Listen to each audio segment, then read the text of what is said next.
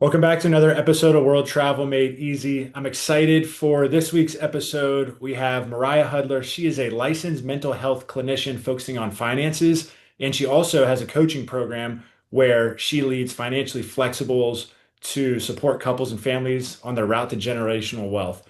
I'm excited to have her because I got the chance to sit with her at a recent trade show, FinCon, where we focus on finances. And when she said, hey, we can talk about unpacking financial trauma, having a money mindset, the psychology behind smart spending. I thought, well, the best way to get into credit card rewards is by having a good foundation. That's how I got in. So figured it was a great time to bring her on. Hey, Mariah, how's it going today? It's going great, Ross. Thank you so much for having me on. Of course, I'm pumped for this episode. I have a feeling it's going to be one of our best and most listened to because everyone loves getting into finances. Sometimes I don't like to talk about them, but I think a lot of people like to hear about, okay, what's talked about behind the scenes, whether it's in therapy, earlier stages of debt, any sort of trauma, things that came up, and then how do you do that strategically? So really excited for this. For listeners who may be just hearing, the term for the first time, financial trauma, like what exactly is it and how does it show up in people's lives every day? Yeah, financial trauma, I would say most people have not heard of that, right? I mean, this is really starting to come about in, podcasts or articles around finances, especially if you are interested in finances. But yeah, what is financial trauma? It's really a nervous system response to money stress. So that can show up as, paralyzed, like feelings of like paralyzed, impulsiveness, avoidance, procrastination, or even hypervigilance. Yeah, I think like four or five things stick out because sometimes, right? Like I mean, and I think it goes back to, and we're going to get into this, but I think childhood plays a big part in it. And, I know you hear and you work with clients all the time around that, but I think, if you're, and you see it, and I mean, for my personal, luckily my parents, taught us from the beginning, hey, save, right, live below your means, invest, and some of the things that were tough for us at the time where maybe, others were getting all these toys and stuff. Now I look back and I'm like, I'm really glad that I worked hard. I saved, I did that because it's helped, right? After college, being an adult and just kind of seeing those different things. So, I mean, you work with a lot of people. What are some of the patterns that you see just from childhood, whether it's, parents are extremely frugal, they're overly generous, they spend a lot, or they're always in debt? Yeah, I mean, and that's where I start with all of my clients is really around this money story, right? What are the modeling, the messages, and the examples that we have, which really start from our childhood. And a lot of people have even never considered their money story. They don't talk about it. Of course, there's such a taboo about money just in general. And we all have just, narratives that have built us up, right? And I do see that. Like childhood is a time to create good money messages. I'm glad to hear that your parents, were kind of took the role on that. Because a lot of people don't. So we end up into early adulthood and we don't really have a financial framework. We don't really understand our financial identity or DNA of like where we came from. And we think that possibly we're bad at money. And that's where that kind of traumatic piece is like, am I associating now this belief that I'm just not good with money? Um, and I avoid trying to understand why or to create a better relationship with money. So, yeah, how does that show up? So, coming from a scarcity background, right, where, there was always stress around money, well, that can lead to avoidance because you don't want those feelings of like the stress. I just don't want money to to be an issue.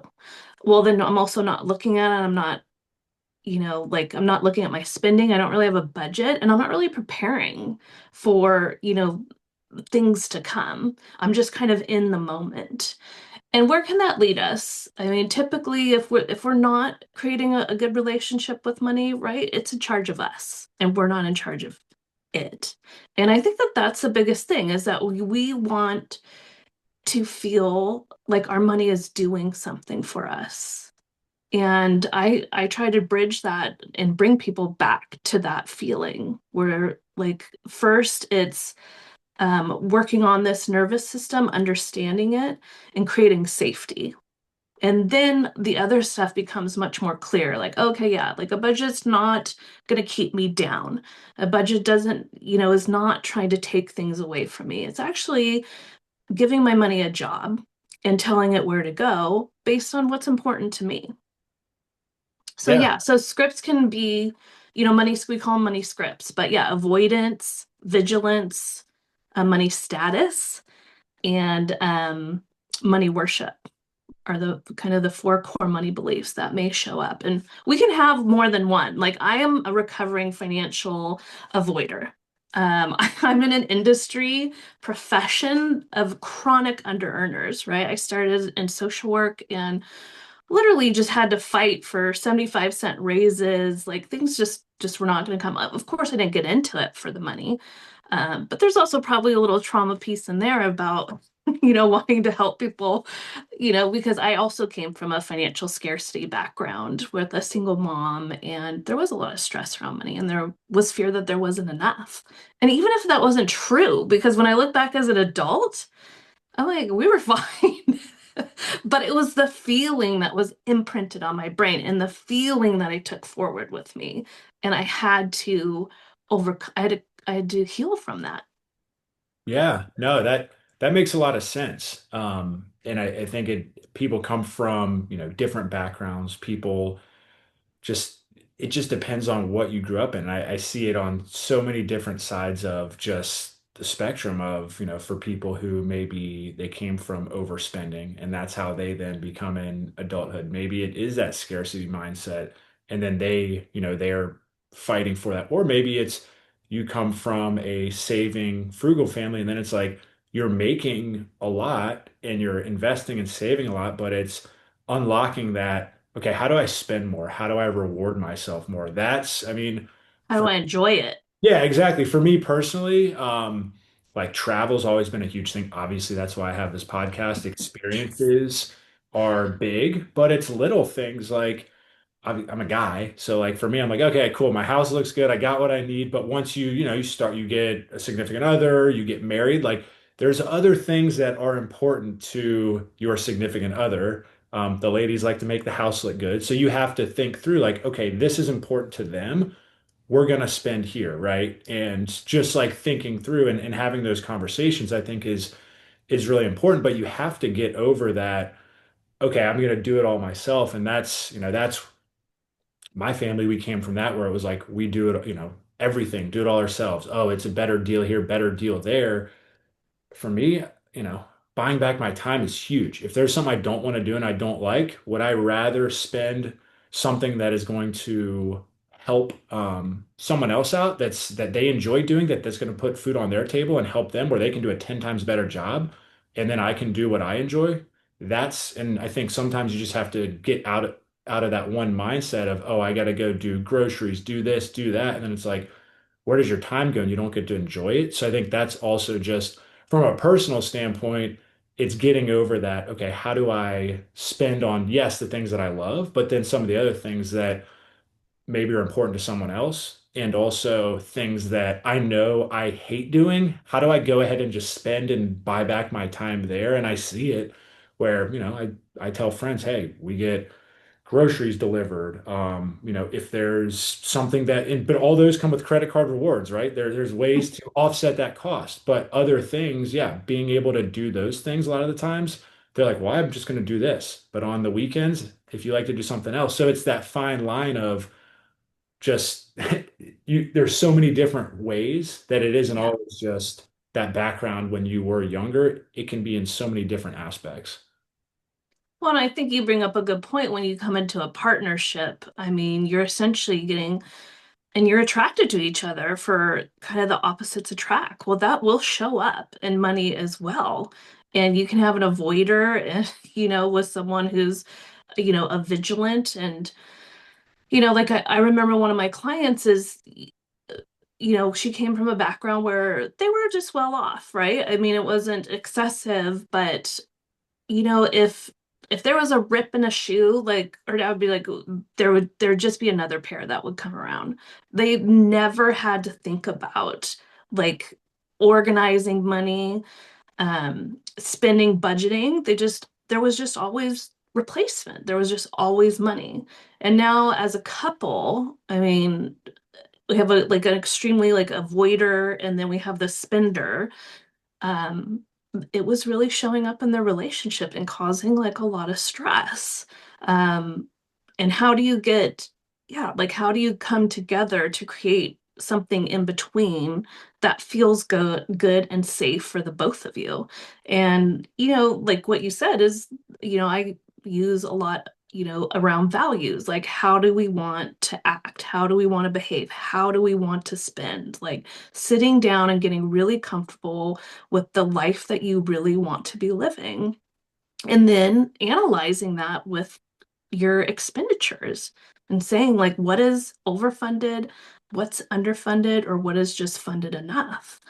And that being really that kind of behavioral change of like, okay, I understand why I'm going to cut back here, or I understand why I need to increase here. And that could be also for this kind of vigilant of like, I'm just, which is, and it can be kind of paralleled to points, how much is enough, right? How much is it? Like, have I gotten caught up with like collecting enough points, like getting a trophy piece, and it's, you can experience that with money as well, as this like you can't enjoy it, you can't let go because you're accumulating, and that feels good. And the decumulation doesn't feel good. Like, what if, we go to Europe and it blows out all my points? Like it's like, yeah, but the value piece of like this was the trip, like this was going to be where we could be present, where we could be together, where we could enjoy things, where we could use this as a tool. And so yeah, it's continually working towards a balance for sure. Yeah, no, very, very well said. Since we're on the topic of couples, marriage, money, communication, want to dive into this a little bit more. I know something that we do is monthly money meetings. It just, right, and we make it fun because we use Ramit's book, My Rich Life, and it's not always about numbers. It's like, all right, what are the top 10 things you want to do in your rich life? What do you like?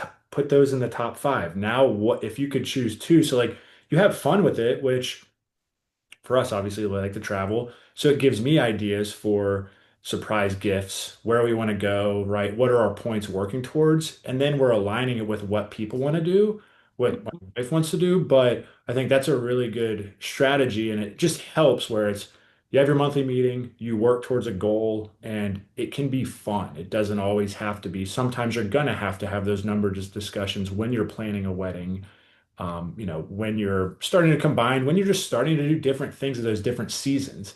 So for you, like when you're working with couples, when they're starting to combine finances, like what are some of the big emotional blocks or arguments you see? And like, what do you recommend, they start having healthy conversations? Like, what are some strategies you recommend?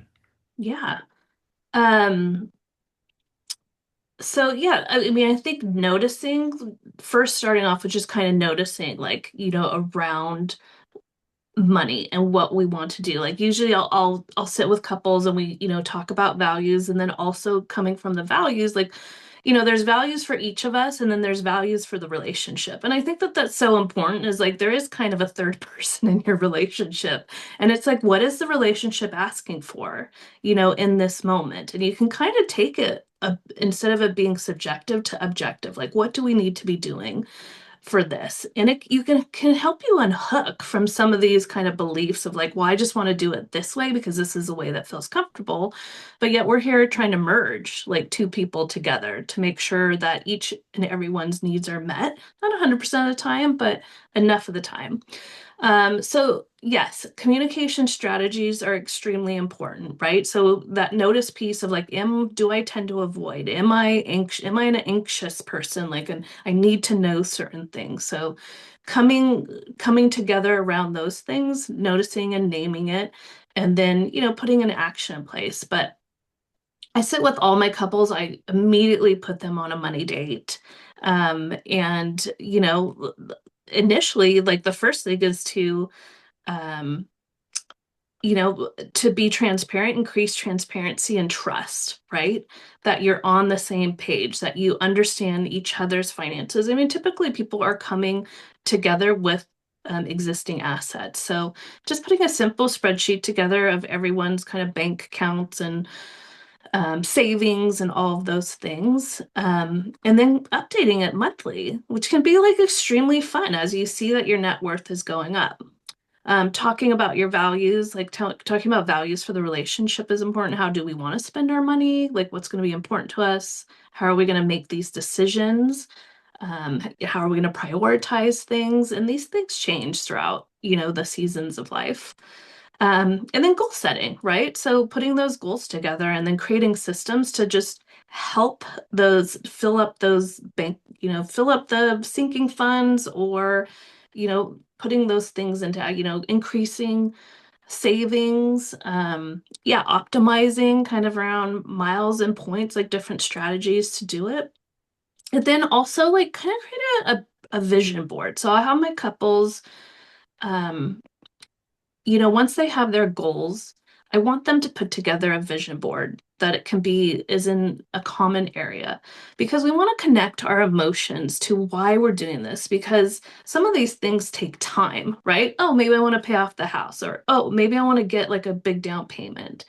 And we can be easily, like, our mind can easily distract us from stuff. So, if we have a visual of like the things that are important to us, what we're working for, it will keep us more grounded and being like, yes, I know why we're saying no to this. I know why we're not just impulsively just going to do this or whatever.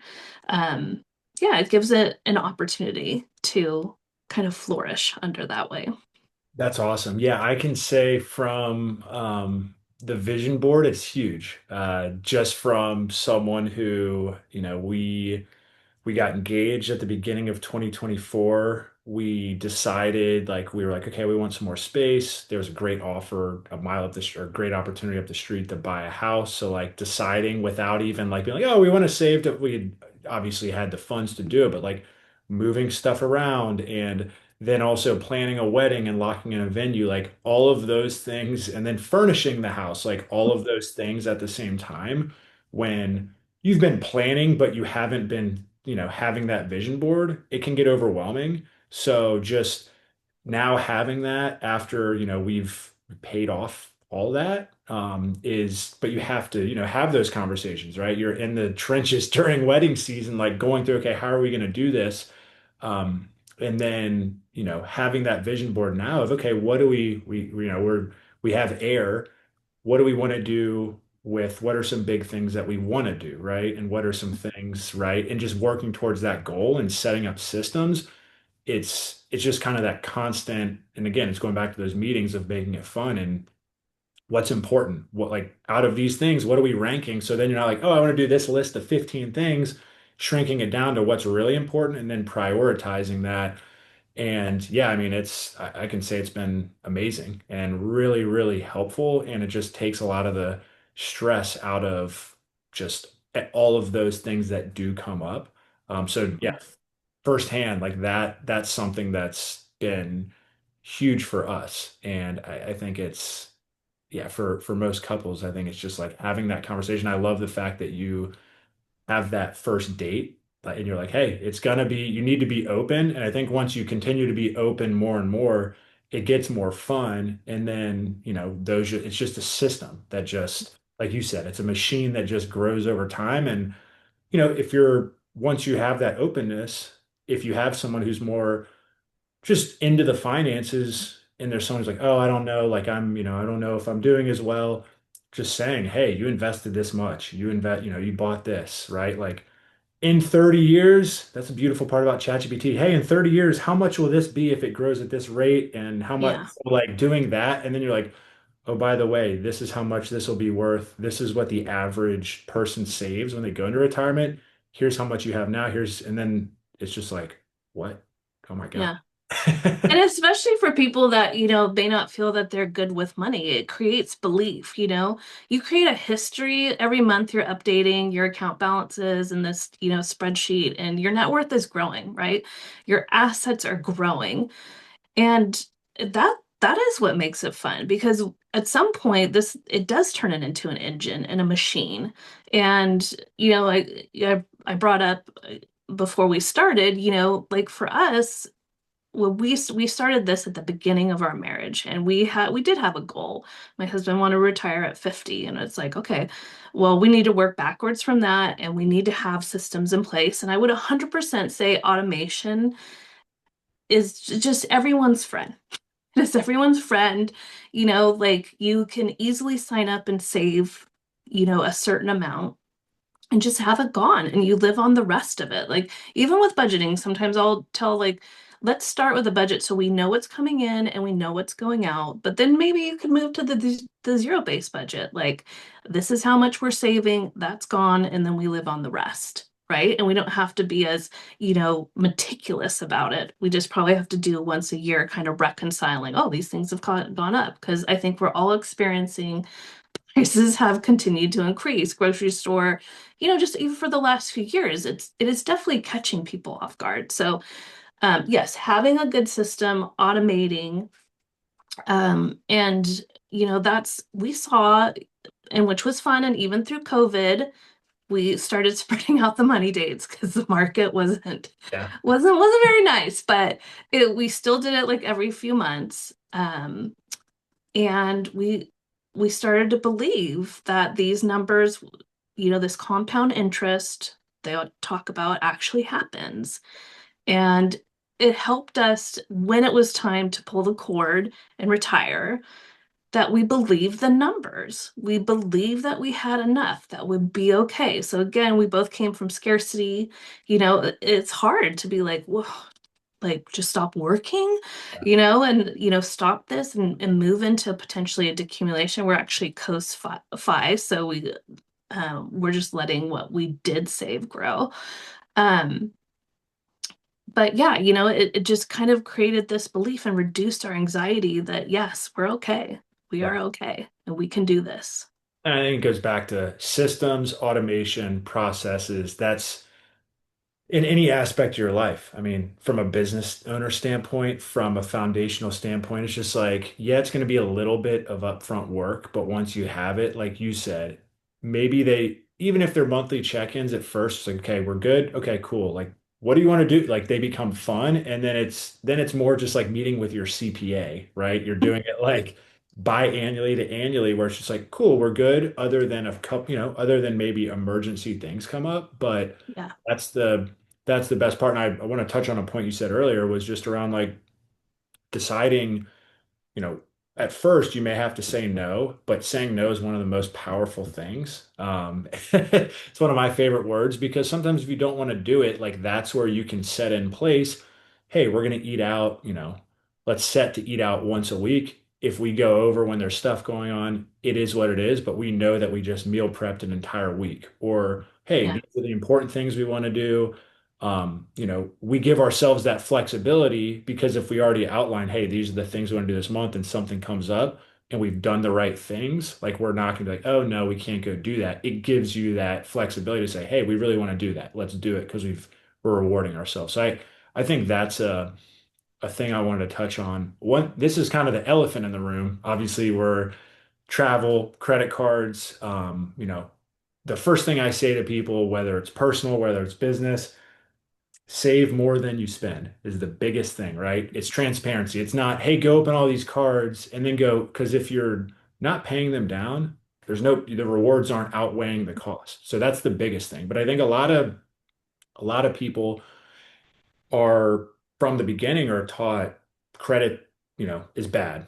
Debt is terrible. And I think for my standpoint, like, my family didn't really invest in real estate and it was told, hey, credit cards are bad. So for me, I never really used them, which is funny now. But right, like setting yeah, up a foundational piece and using the right debt, whether it's real estate, whether right, it's good debt, can be very valuable. So I'm just curious, right, from your standpoint, from maybe people who grew up with that scarcity mindset, you know, debt is bad. Like, how can they shift that fear to confidence to then like reward themselves to actually use those responsibly and go travel? Yeah, I mean, that's a great question, because I think that does come up a lot. And there's, kind of a mental health perspective on that. Like, this belief around, like, well, we know that debt causes stress and, you know, all these, I mean, so many more things can, lead to fights and relationships and amongst family members and all these things. So, that fear that, debt is bad, I mean, I think that's good, but it's just about how far you take that, right? So if you're going to, like, I'll never have a credit card, that's probably more extreme. So we always want to have the lens of like, do I need to unhook from this belief and how can I get balance around this? So you could look at it as like, debt is, or using credit cards, right, as a tool, but with guardrails, right? So, yes, I'm going to take out a credit card, and it's important to me to not have debt. So, I am on auto pay and I pay full every month. So, that does mean I need to be intentional with my spending, and that I'm not going to spend more than I have because I will be paying off these things. And, with time, it's like, building a pattern and building a history. Like you're just confident, like you just know that you do these things, right? And then you just continue to pay. And it also kind of hurts if you can't pay. But with this kind of mindset of, saving more and, it gives you the option to kind of pivot and have flexibility and be like, okay, well, we overspent in this one area. I do have some backup to cover this. So yeah, it's, these are tools. Credit cards, the miles are tools, but they essentially should be used responsibly and thought of rather than impulsively of like, okay, I'll figure it out later. I mean, if you're more of an avoider, you definitely need to be on the automatic payment and you definitely need to be paying in full. So, again, systems can rise up to meet with things that aren't that fun for us, and take away that. But really the mindset is like this is a tool and this is how I'm going to use it. So I don't fall into a place that makes me feel really uncomfortable or I have to kind of keep catching up. 100%. Yeah. And I like to share that transparency because, I mean, when I first got out of college, was getting my first paychecks, I had a $0 annual fee card, didn't really use it much, and had a budget system that automatically saved a certain amount from an entry level salary. And right, the credit card was used very rarely. But those systems, those processes over time, right, then realized, hey, you pay off the statement balance or you pay off in full so you don't get hit with any sort of interest. Like you learn those things, and then right, once you have those systems, again going back to systems and foundation in place, like then you realize, okay, I should get rewarded for what I'm doing. But I agree, if you avoid and you don't want to look at it, like that's where it starts to snowball. And a lot of people will make mistakes around, I'm just going to pay the minimum payment, but then you're getting hit with 20, 30% interest. And that's where it's like, how do I get out of this hole? Yeah. So there's definitely a lot of, strategies that people can use, but I think that's kind of step one is having that foundation in place. And then, if you are doing the right things, it's, hey, do I want to reward myself? Do I want to travel? Yeah. And I'll follow up on that piece of like getting caught out, because I do have clients that essentially are possibly dependent on credit cards or abuse credit cards. And, it really is, you have to look at your relationship with money because, good debt, I mean, good debt they say is like college loans. I mean, I carried college loans like at 1% for, I don't know, like, I mean, it was just kind of moved in with me over like a decade or so. And It's good debt, but overall, it's like, why? Why would I even pay 1% on this when I could just pay more and pay it down? Now, there's no good debt in like a 26%, of things that you bought like over a month ago, that you've forgotten about. And so then you probably need to do like kind of analyze your relationship with money. And you're not using that as a tool. It's actually, putting you under, right? It's drowning you that you can't, and it's reducing your flexibility, your ability to have options.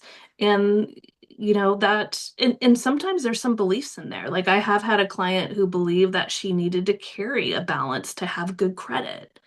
And I was like, well, please let me understand, like, where like what says that, but she had a really strong belief that she had to carry, and I've heard this from more than one Oh person yeah. that oh, I have to carry, like, as long as it's in a ratio of this, then I'm good. I'm like, yeah, I mean that's something you definitely need to examine about what's happening here. I mean that's something of like that money is in control of you, not you of it, because at 26% to hold debt, it's, yeah, Incorrect. would definitely definitely encourage, if anyone recognizes themselves in that, that you likely have an unhealthy relationship with money, and to seek support in some capacity. You're nicer than me. I'd be like, where did you get that? That's not that is not right. Here, let's go That's find therapeutic, Mariah. Like I'm like, oh my gosh. Like it's the that. first thing. And I do tell people, it's like, okay, we need to learn to be able to use credit cards again. Like we need to pay this off. And I encourage people not to use credit cards during that time. And after a period of time where they've seen a pattern and they've been consistent and now they have a behavioral pattern of like saving and paying down, then you could consider using credit cards again. But that it's a tool. So a tool with guardrails, Yeah. and it can catch you out, and like it, but it can also be kind of a safety net in some capacity too. It can delay a payment for something if something came up. Now you have 30 days to, like, okay, I've got to get the money together. So again, balance. Yep. You want to always be striving for somewhere in the middle of like avoidance and vigilance, and like having all the nice things is status of like, I just need to have the latest and greatest right away. To the money worship is that there'll never be enough money, so I'm just going to continue these behaviors and patterns and just make the next sale, make the next dollar, Yep. and then it's exhausting, and there's no boundaries around it. And the boundaries, is a whole nother thing. We have like cultural and roles and things like that, family expectations, and it's like, again, another great opportunity to examine your relationship with money and make sure it is aligns, that your spending aligns with your values. Let's dive into that. There's two more pieces I want to hit on. I want to talk about family because I think, a lot of people my age are starting to have kids, right? It's kind of that season of, you get married, then you start to have kids. So that's one piece. But I want to stay on the topic of, because come from a sales background where I saw it firsthand and I see it all the time, right? Of keeping up with the Joneses, right? Is if Hmm. people are familiar with that of, it's, oh, I just made this. I got to keep getting this. I got to keep doing this. I got to, right? Materialistic stuff. And then you read books and you hear from people 20 years later, oh, that did not make me happy. It actually made me more, right? Like just whether it was depressed, anxious, whatever that may be, because that's all that I was focused on. I was just chasing that, and it didn't bring me any value. Or, Yeah. and then on the sales side, I mean, there were people that I was working with who were top reps, and you'd hear these stories of like they would be living paycheck to paycheck, right? Yes. Buying all this stuff, as sometimes even asking bosses for fronts on commissions, which I'm like, dude, or whoever, you're making like enough money in 2 or 3 years to retire. What are you doing? Yeah. So it's I've seen it firsthand, just from growing up to then that. So yeah, I'm curious your thoughts, like when people kind of get to that level, what, how do you help there, or how do, like, what Yeah. do you talk about? It is, lifestyle creep, and even just cost of living adjustments, can catch you out. And, that's why it makes it's so important to be intentional about spending. And, like I've had couples, especially who they don't like to have difficult conversations with their partner or their children because they don't want the response or the reaction. And then they find themselves in a huge amount of debt. And that could be IRS. Like I've had, quite a few that have come because they basically could not have a conversation with their spouse. Um, so, it happens more than I think we recognize. And also people just spending at that level, like, I have a lot of people that come like, I just don't know where it goes. Like and you can make a good amount of money and especially living on like, the coasts and stuff and it is just high cost of living. So money does go quickly. And there's all this competition. Like if you like zoom out and like you look out and you're like, okay, everybody's marketing to me. And I'm looking around and it's like this keeping up with the Joneses. Well, everybody seems to be doing it. So I guess I should just do it. Or I guess it's okay.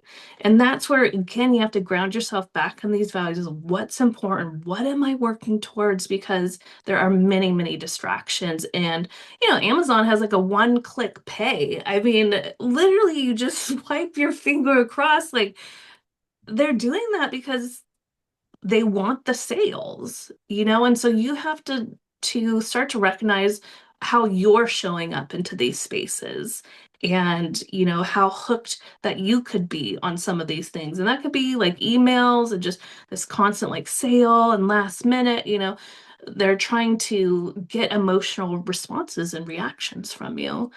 So yeah, I'm recognizing that, right? So noticing that this is my tendency. How do I want to show up here? What would I really like? How can I create a system that, gives me some pause, help me to regulate my nervous system in these situations where I just want to buy.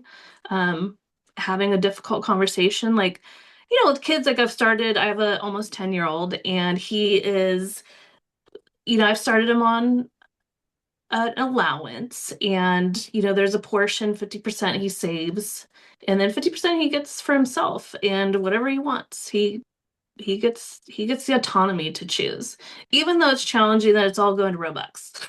Yeah. And he just blow it into I don't even know what I mean just literally lights on fire as soon as he buys the Robux.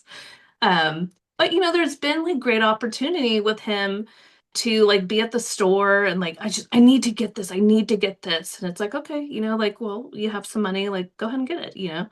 And then I'll be like, well, where are those cars? And he'd be like, actually it was a waste. But he needed that impulsivity and I'm like, okay, I'm like, I totally get it. Like I've done that too myself and but to hear him at like 6, like recognize that, like these are the experiences and the messages you definitely want to be allowing for your kids to figure this stuff out. Um, because I mean, yeah, as parents, we know like a lot of things, but it's really we need to give them the opportunity to figure it out themselves. And this is how they build up like this strong sense of like how like I'm in charge of this, and there's so many things out there that I want, but at the end of the day, I also have him doing a monthly money date. So we I we love have that. invested some of it. So he sits down and we update his spreadsheet and he's got compound interest. I'm like, look, you didn't put anything in last month. Yeah. And how did you make like, $10? It's You huge. know? I think you learn. I mean, it's so true. And you can look at stories where it's like, yeah, someone, like, sometimes people will invest for their kids when they're 0 and then 18 it happens here. But I think it's really the teachings when you're younger, just to go through those and learn. Maybe at the time I'd be like, oh, I want this, but then you look back and you realize like, yeah, I didn't need that. So that's awesome that you're already doing that. in 10, 15, 20 years, it will pay off significantly. I mean, yeah, I mean, I remember starting my grass cutting business at 13 using CDs, you know, had that when I went to college, didn't have to work until my senior year. That was my fun money. Yeah. And then Yeah. after school, right, had to do that, but then started investing. And it's just like those things, you start to see those things compound. And yeah, going back to just lifestyle creep and stuff, I think it's everyone gets into, oh, someone has this, someone has that, but it's going back to the foundation. And it's just thinking through what's important to me? Like, what do I want to do? Because sure, I might have to go, I'm gonna have to continue to work to keep this lifestyle up. And maybe it's a job I hate. Maybe it's I'm burned out. I'm tired of working those hours, but I'm doing this because I want that car. I have to have these clothes or I have to have that bag. And there's a good book, The Millionaire Next Door, where a lot of the times it's that person who's literally like going to kids' practices at 2, who's they just made smart money decisions. That's really what it's about. And it's going back to again, what's important to you and giving yourself that flexibility to focus in on that. So that's awesome though that you're doing that.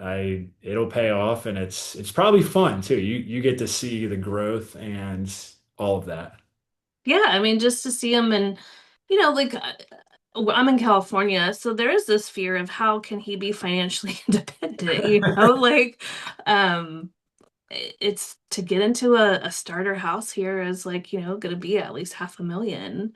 I mean, that's a lot. So, plus, schooling and like, yeah, I didn't have these or any mindset around like money. It was just like, well, I guess if I had some, I could get some candy or something like that. But, to really give someone like this autonomy and agency to be like, okay, and he actually works for me, which is great. I gave him a content manager position, so he helps me with some of my resources. And so I've started him a Roth IRA with his, half of his earnings will put in um, and so he, like it's very small. I mean, he only really made $40 last year. His motivation, I mean, he wants money, but he's developmentally appropriate and just wanting the money to just appear. Yeah. And so but I'm like, I just give him these opportunities, like, well, there is ways to make money. And of course we do provide for him, more than enough.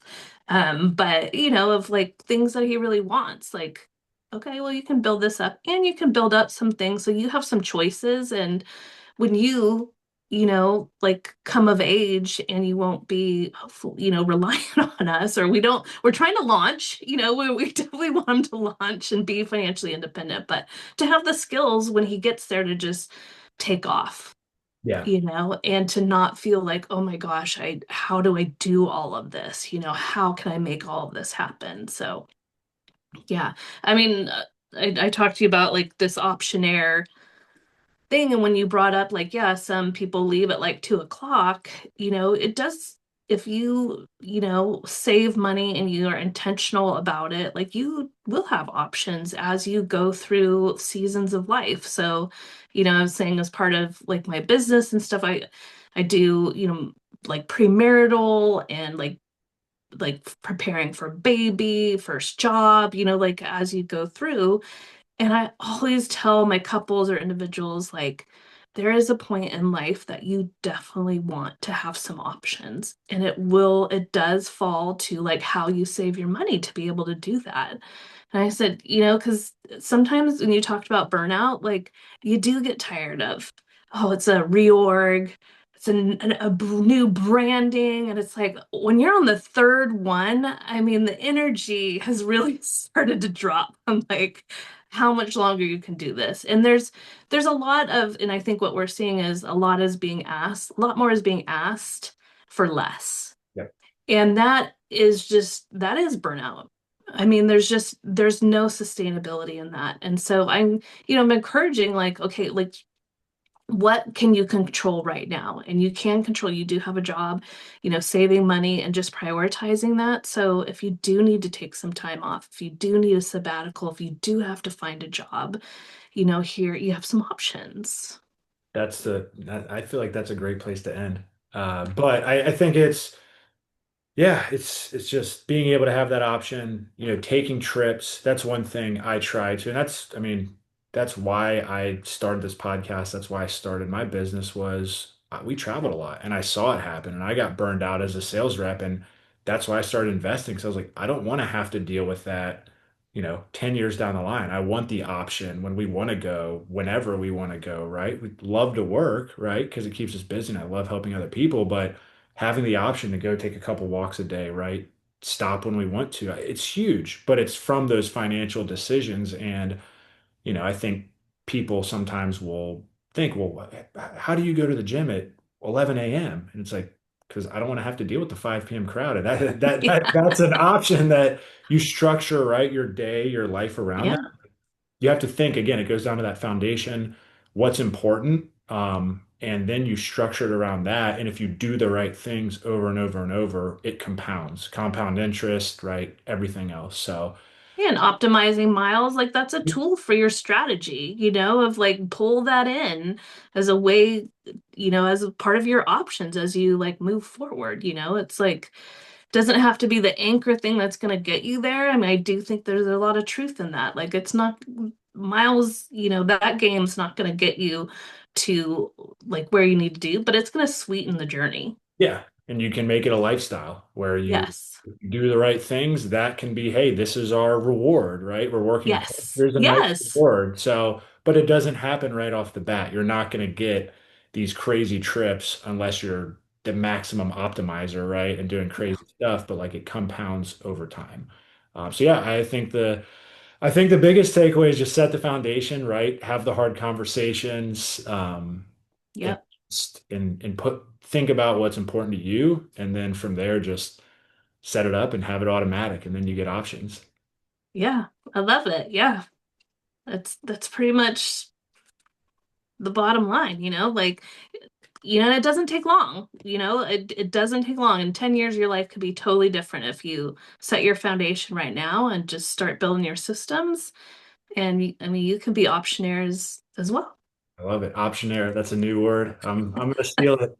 But Mariah, this was awesome. Where can our listeners find you if they want to connect, if they want to set something up, or just give you a follow and see all the amazing content that your son's putting out? Yes, please do. All feedback welcome. So if you're in California and you resonated with maybe the financial trauma piece, I am a at Koru Financial Therapy. That is my private practice. And then my financially flexible life is you can go there. There's resources, some free resources there, some paid, and there's also intensives that we could do to kind of get you lined up with what you need to be and where you want to be going. And in a very like, therapeutically informed approach, right? I mean, it's this is a journey. I don't want to, create more kind of reactions to nervous systems and feeling of overwhelm, but this money journey is wild and it's fun and there's good ways to do it. So it's we can customize all that, which is nice, because things are different for different people, and we definitely want to make sure you're living your best life. Exactly. That financially flexible life, being an optioneer. So, right, this was awesome. It was a pleasure. I'm glad we got to do this. Really appreciate you coming on again. And if you're a first-time listener, make sure you hit that follow or subscribe button. That way you don't miss out on any upcoming episodes. We put out one a week with experts like Mariah. So also, if you want to give us a 5-star review, if you think she deserves one, I do. Hit that 5-star button. That helps us reach more people, grow the show. And until next week, we will see you then. Thanks everyone for tuning in.